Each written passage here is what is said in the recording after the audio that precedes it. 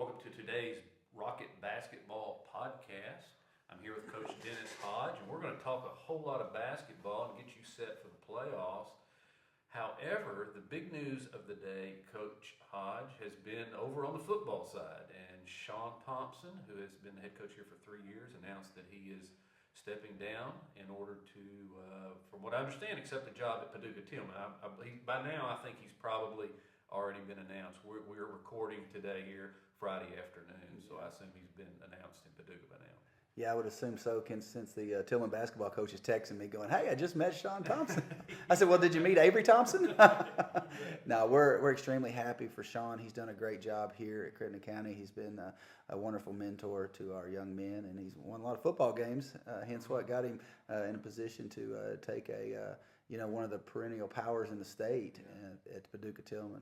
Well, it's certainly a bittersweet time for Rocket football, but we do wish him very well at Paducah. And we'll get to continue to follow his career, and hopefully we'll find somebody here to fill in pretty quickly, because it's important to get that done. Yeah, you look at the pedigree of coaches from Crittenden County. You look at Pat Gates, a 3 state championships. You look at Steve Pardue, a Hall of Famer in Georgia, Georgia, and the list just goes on to Al Starnes, obviously, that is a Hall of Fame caliber coach, and then Sean Thompson taking over here, and he just followed right, probably the highest winning percentage of any of them.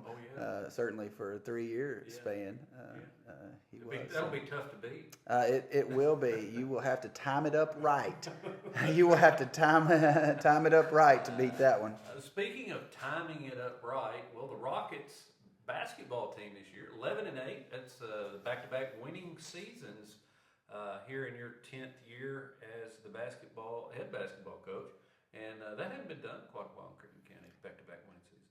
Well, you initially look at it and you think, well, you should be able to have winning seasons, and I thought that when I first come in. But there's a lot of talent around here, and if you look down our schedule this year, Chris, to be able to, and I don't even look at our record, so it was news to me. I just look at the next game. But, to be able to do that night in, night out, there's not a team on our schedule that couldn't have beat us. All the way down, you look at the teams that we played, Paducah Tillman. Last night we're at Carlisle. Tonight we're over at Mclean. Just quality, well-coached ball clubs. And I'm pretty proud of our guys, and I'm really proud of the way they have, as this group has over the last 4 years. I'm proud of the way that they have played here late in the season. I know there are a couple of games that probably do stick in your craw. I know the Caldwell County game probably does, and maybe another one or two. And this record could be really pretty stellar looking, couldn't it? Yeah, if you look down at our original schedule, and the schedule we play on a yearly basis, there's about 6 games that we really would have won. On paper, we're just our guys are just much more talented, that we would have won, that got COVIDed out. But obviously the Caldwell County ball club that I have the utmost respect for, and has one of the top players in the region in Spikes. But a team that we feel like that we should have beat. I think they took 3 games from us by under 6 points, and I got to take my hat off to Daniel Kukahiko and the Caldwell County players, because they Eli Pepper as well. They just had a great game plan for us, and we just weren't able to make the plays. We had shots at the end of the game to win it, and just couldn't do it. And your schedule last night went down to Carlisle County, a long road trip. Played a really good Carlisle County team that's well coached, a storied program. And then you turn around tonight. We're talking again here on Friday afternoon before you go to Mclean County. That's kind of like polar opposites, 2 long road trips to close out the season. Well, for the people calling me an idiot, it would be accurate. But as we were talking earlier, we were going to play Carlisle on a Friday night and McLean County on a Friday night. But my wife kind of ruined that when she went to the Final Four. So we had to cancel our game with Carlisle and reschedule it for Thursday night, because we certainly were going to honor that commitment to Brian O'Neill and the Carlisle County Comets. So we went down there on a Thursday night, and now we're going back to back. And heading to Mclean County tonight to play a real good Mclean County team in Calhoun. And congratulations go out to your wife, who was Coach of the Year in the region, and really proud for her. Yeah, my wife is a fantastic basketball coach, much better than myself, that's for sure. But one of the things that kind of bothers me about the Coach of the Year deal, I've seen her coach teams that might win 5 or 6 games, and I still know that she's the best coach there. Mm-hmm. And but this year, she not only has done a fabulous job with these girls, but they have really played well together. It certainly doesn't hurt to have a point guard out there like we do. Well, and she has 2 all-region performers there with Nala Woodward inside and Taylor Guess on the outside. So, having Nala and Taylor certainly can make you look a lot smarter. But they've done a fantastic job and beat a lot of good ball clubs. And they're very comparable to Gabe, Mott, and Preston Turley, and we have the same thing. We have two kids that are going to score close to 1,500 points in their career. Preston Turley is we're playing our best basketball, and he's scoring around 10 points, and he's happy with that. He's the most unselfish player. The other night I told him he was, if he didn't shoot 10 times, he was going to run. Mm-hmm. And I don't care if you hit him, miss him, and 3-pointers don't count. You got to shoot, and he did. But he just makes the right pass. And you see LeBron James out there get doubled, and you think he should just fight through it. Preston's the same way. He'll get double and triple teamed, and he'll make the right pass. And last night down at Carlisle, anytime they would double him, if you look at the stat line, he found Preston Morganson and Ben Dobbins, and they were shooting the ball it up quite well. They shot it well.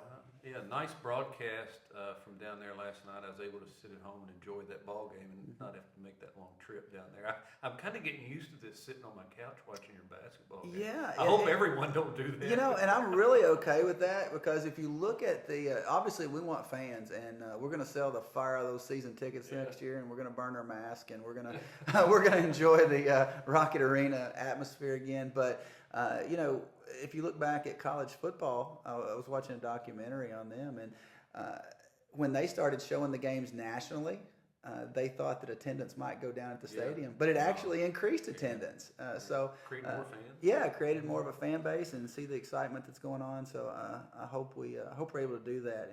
And as much as I love this team, and I do, and I've coached them pretty much all for 4 years now, I'm excited about the next one. They're going to be smaller. They're going to be different. But our JV team has finished the season on 5 straight wins. Hayden Adamson has played well. Brady Belt, an 8th grader, has come in and played extremely well for our JV team, along with Tanner Beverly. So Trace Darrington. Yeah. So I'm excited about that team too. I want to circle back on something and talk a little bit about 2 guys you mentioned. Gabe, Mott, and Preston Turley. Those guys, of course, have been a mainstay on this basketball team for, as you say, 4 years now. Gabe Mott right now stands at 1,455 points, and Turley 1,417. Turley has 920 rebounds at this point too. So I don't believe that includes the Carlisle game either. I think I haven't seen those stats yet. So, we haven't got those. They're probably back on, and I've probably got them on my computer right now. But he's pressing 1,000. Yeah, we don't really know where that stands. Not a whole lot. Do we know all time where that stands? We were discussing that, and that is in my tenure. Of course, we've kept that stat, but that is a stat that I don't think goes, to my knowledge, it doesn't go holistically past when I was coaching. Yeah. I'm sure there's some random stats out there that so-and-so had X amount of rebounds. And of course, it makes for interesting conversation when you do have all this historic data. And I applaud Andy Hunt, who does a great job and has gone back and found a lot of that. And not just, of course, he's kind of known for football, but he's done it in basketball and girls basketball. And he even has a lot of baseball stats, some track stuff. And I'll visit with him and see if we can't, like you say, probably no comprehensive list out there anywhere, but to see if there are some others that we know to at least mention their names that got into that 1,000 rebound area. But as far as scoring goes, hey, these two guys are going to finish, it looks like 3 and 4 all time. Mm-hmm. So number 3 and number 4 all time. Not too shabby. Not at all. And to have these same guys on the same team, that's what, a lot of the reasons you've won have 2 winning seasons at a small school. It's tough when you play these other larger schools and in an unclassified sport.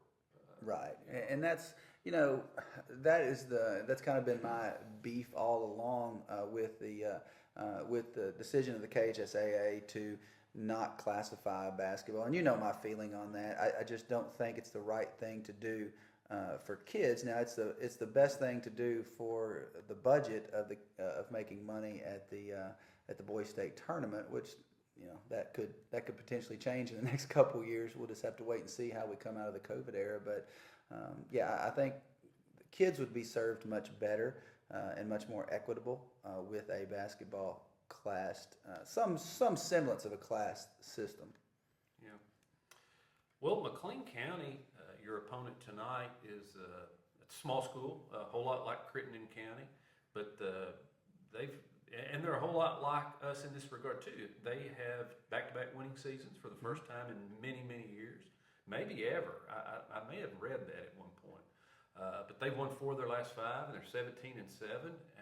Going to be a tough measure for your guys to go over there and win this last basketball game. Get ready for the tournament next week. Yeah, I would address it more as like a good measure.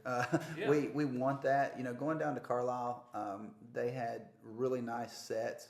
Like I said, Brian O'Neill is one of the, if not the sharpest basketball mind in the first region, and they always run good stuff against you. So for us, we thought it was a really good test going into the district tournament, seeing those different looks, and the same thing applies to Mclean County.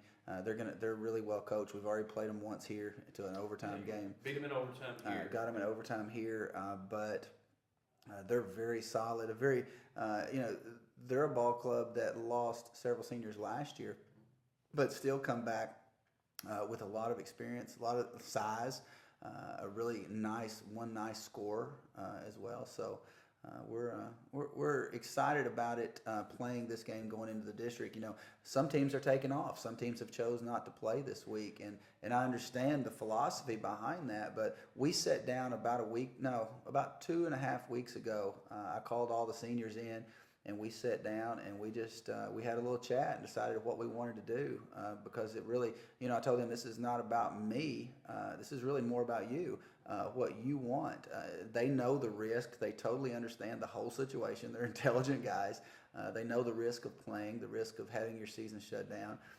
They know the risk of not playing and going into the tournament with a 5 or 10 day layoff. They understand that. And they said, Coach, we want to play. We want to play games, and we'll take our chances on it. Got a lot of seniors on this team, and they know this is their last. Yeah. And I said, well, guys, that's what we'll do. Yeah. But I really felt like, there's a lot of decisions that are made that are my decision, and that's final, and it's not a democracy. But there's also a lot of decisions that are made amongst our team that are very diplomatic decisions. And hey, do we want to play as one of them? What time do we want to practice? I mean, I don't care when we practice. What color shoes we going to wear this year? I'm just going to turn that over to you. You've got a lot softer the older you got. I may have, or maybe I've just chosen to fight my battles. I can't fight as many as I used to, but I think a lot of those, empowers the kids because, as I teach basketball and they come to the huddle, a lot of times they're making suggestions. Hey, we need to run this, Coach. We need to do this, and I'm like, okay, that's a good idea. Let's try that.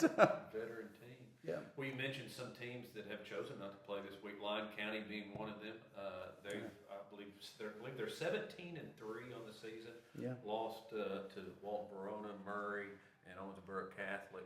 And Ryan Perry, who's by the way Coach of the Year, he's a Crittenden County graduate. Right. He's Coach of the Year for the boys side over in the second region here. And they chose not to play all week, but good chance we will see them next week. We hope to. We open up the tournament against the tournament host, Trigg County, the late game on Monday night. Now, how will that go? I know early on they were talking about having to clear the gymnasium and sanitize. Is that still protocol now? To my understanding, the gymnasium will be cleared. I don't know how much. I can't speak on sanitation, but the gym will be cleared, so you won't be able to go in early and watch that. But yeah, talking about Ryan, Ryan's done a fantastic job with his team. The system that he runs with them really works for them. Their gap defense really encourages you to shoot the ball fast and play into their hands. They're guard oriented and well balanced. They have a elite rebounding big man, and I just think he's done a great job with this team that he has. So well deserved applause for the coach of the year on that one. And he had a tough decision to make too, of shutting it down. Because people think that you're going to come back playing and shooting the ball just like you shot it before you left, and you're going to be shooting 40% from three-point land every night. But, as a coach, and Ryan knows this too, there's no guarantee. There's no guarantee that you're going to come back with the same rhythm that you left with 10 days before. Now, you probably will. But they might. They're pretty good. Yeah, shooters. They're pretty polished and pretty good shooters. But as well as I do, it doesn't take but about 4 or 5 percentages against a good team. A few misses, a couple fouls, and all of a sudden, you're thinking, man, maybe we were hot. Maybe we should have kept playing down the stretch. Who knows? Of course, they're in a different situation. Tell me if I'm wrong. I don't know of a senior that is a regular player on that team. Clay Haynes, I believe. Yes. Right. Main contributors, no, they are all underclassmen, a very young ball club, and so they are. Yeah, it's not like being a senior-laden team where maybe their last opportunity. These guys have years to come. Right. And might all have an extra year. Who knows? They may gain a year and be 8th graders again. From what I'm hearing, I don't know what's going to happen. Yeah. I'm hearing some football teams in the area may bring their whole team back. I mean, not Crittenden County for the record, not us, but I'm. It's on the table that kids may be able to repeat, and there are some. I'm sure students that I know of personally that I feel like may have been, kind of missed a lot of opportunity, and academically it'd be good for them to come back and take another year and get back what they've lost due to the pandemic. But if you're doing it just for athletics, probably not the wisest thing to do. Yeah, everyone that's involved in athletics understands, though, as soon as the doors open for something like that, it's going to be used, and then it's also going to be abused in certain situations. One other thing, let's touch on, if you don't mind, is Lyon County and Hopkinsville. I hear that. I've been, that's kind of the debate right now. Right. Hopkinsville missed much of their season because of the COVID, and they did not get to play Lyon County. They were scheduled earlier in the year, never played. But I'm hearing that Hopkinsville looks really good right now, and maybe along with Lyon, the 1-2 teams in the. Right. Well, I can't speak on personnel for Hopkinsville. We were on schedule to play them, and then it got canceled. So I didn't do a Hopkinsville scout. I have not done a Hopkinsville scout. I will tell you this. From what I'm gathering from other coaches, they are athletic as all get out. They are big. They are strong. I'll tell you this. I can speak on their coach. Not only is he a great guy, but he is a brilliant X and O guy. So they are going to be very well coached. He just does he's just a gentleman's gentleman. And I haven't really gotten to know him personally yet, other than talking with him on the phone. But he is just Larry Miller is a class act. And I really look forward to. I don't really know that I'll play him, moving forward. I don't know if that'll be best for us. We were going to play him this year, but Larry Miller is one of the class gentlemen in the sport. Just looked their record up 6-3, only 9 games. And I misspoke earlier. I think I said Lyon was 17-3. They're 20-3 right now. I'm looking here at the schedule at the KHS. Now I can speak on. Obviously, I can speak everything you want to know online, but I think everyone's seen them play. We've seen them. They're almost. They really play the same offensive style as you would that you saw for the last several years with the Golden State Warriors, and if you trickle it down to a small high school, Yeah. and that's what we are. I mean, at the end of the day, you trickle that down to a small high school, they are kind of the Golden State Warriors of small high school basketball.